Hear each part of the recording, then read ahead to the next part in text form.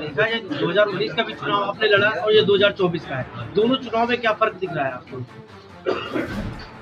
सबसे बड़ा फर्क दिख रहा है कि प्रियंका गांधी बहुत दिन बाद लौट के आई है, तो इसलिए कुछ भूली भूली लगती है। भूली भूली, भोली नहीं, भूली भूली लगती है, कुछ खोई खोई लगती है। लगता है वो रायबरेली के बारे में जानकारी अब न रखना चाहती है और न उनके पास रायबरेली की कोई जानकारी है। ऐसा रायबरेली वासियों को प्रतीत होता है कि लड़ा तो रही है राहुल गांधी का, लेकिन बेमन लड़ा रही। मन उनके खुदे लड़े कर रहा और उनका लड़ाई से बाहर कर दी। ये वजह से उनका मन लड़ावे में लागत रही ना, ऐसा मैं महसूस कर रहा हूँ। जिस तरह से देखा जाए भूपेश बघेल को पर्यवेक्षक बनाया गया, उसको किस नजर से देखते हैं? भूपेश बघेल से रायबरेली से क्या लेना था?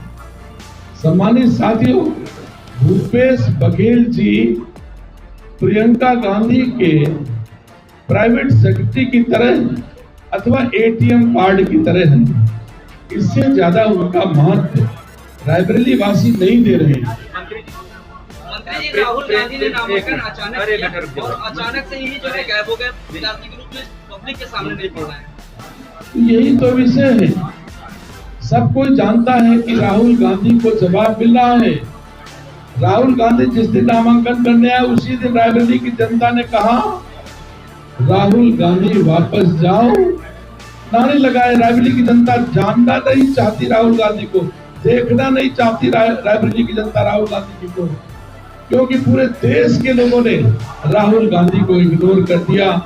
राहुल गांधी का आचरण, व्यवहार, सेवाएं इतनी खराब हैं कि भारतीय संस्कार संस्कृति साथ जीने वाली रायबरेली उस भाषा, उस आचरण को किसी दशा में स्वीकार नहीं कर सकती। मंत्री जी, जब प्रियंका गांधी का नाम आ रहा था, उन्होंने राहुल गांधी को उतारा है। क्या राजनीतिक पिच यहाँ पे वो क्लियर रखना चाहती है तो उसके लिए?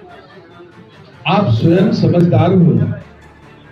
अगर सही कोई उत्तराधिकारी हो सकता था तो सोनिया गांधी का उत्तराधिकारी, वैसे मुझे नहीं कहना चाहिए, सवाल पूछ रहे तो बता दूं, प्रियंका गांधी रायबरेली की उत्तराधिकारी थी, लेकिन सोनिया गांधी जी को पुत्र मोह में न खुद का परिवार दिखता है और न रायबरेली का परिवार दिखता है।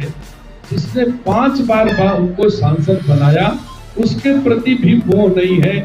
उनको एक ही मोह है, पुत्र मोह है, और नहीं लगता कि यह पुत्र मोह में अब वो गांधारी की तरह है।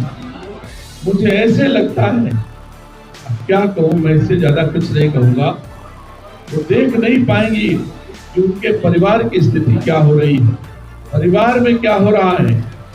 दिखाने के लिए बढ़िया दोनों दिखते हैं, लेकिन दोनों के बीच में कितनी दूरियां हैं ये उनका दिल जानता है। मंत्री जी, एक बुनियादी सवाल, जब प्रियंका गांधी निकली डोर टू डोर, एक तो करीब 100 सालों को पहले 1921 की बात की कि यहाँ किसान जो है गोलीकांड हुआ, हमारे यानी बाबा, उनके बाबा मोतीलाल नेहरू और जवाहरलाल नेहरू की बात की, लेकिन आज तक उनकी सरकार इतने दिनों तक रही, उन किसानों को आज तक शहीद का दर्जा नहीं दिला सकी। आज उन शहीदों के नाम पर वोट मांगा जा रहा है, गुमराह किया जा रहा है। ये आपका इसमें क्या मानना है? बिल्कुल आप सही कह रहे हैं।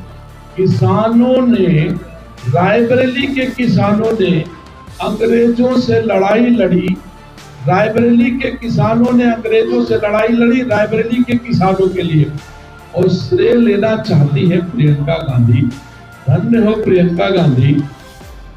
पंडित अमोल शर्मा, बाबा जानकी दास, जिनके नेतृत्व में अंग्रेजों से लड़ाई लड़ी गई, अधिक लगान वसूली के खिलाफ किसान आंदोलन कर रहे थे, उसमें कांग्रेस कहां से आ गई? प्रियंका गांधी अथवा प्रियंका गांधी की पीढ़ी का कोई भी सदस्य क्या उस आंदोलन में आंदोलन करने आया था?